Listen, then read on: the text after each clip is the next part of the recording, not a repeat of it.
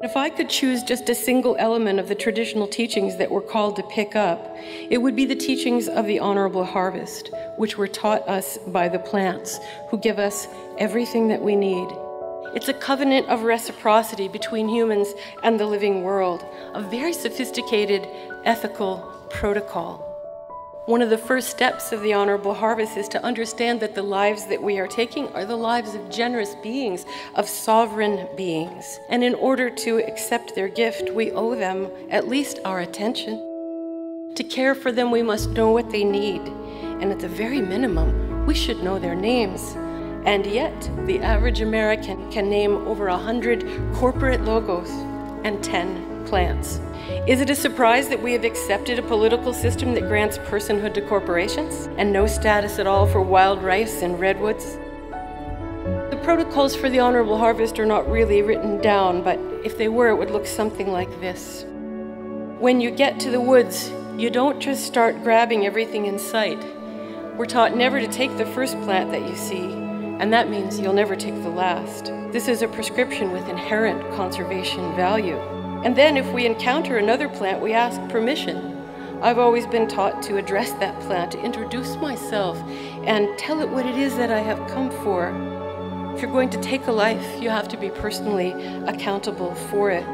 I know there are places where if you talk to a plant, they think you are crazy, but in our way, it's just good manners. If you're going to ask, you have to listen for the answer. You can listen in different ways, pragmatically, intuitively. Look around, see whether those plants have enough to share. And if the answer is no, you go home. For we remember that they don't belong to us. And taking without permission is also known as stealing.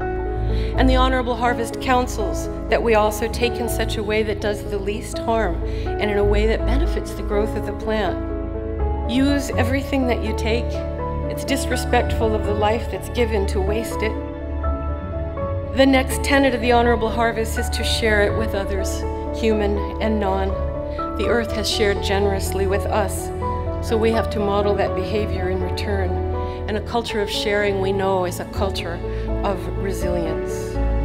Plant gatherers often leave a spiritual gift behind, but it can also be a material gift.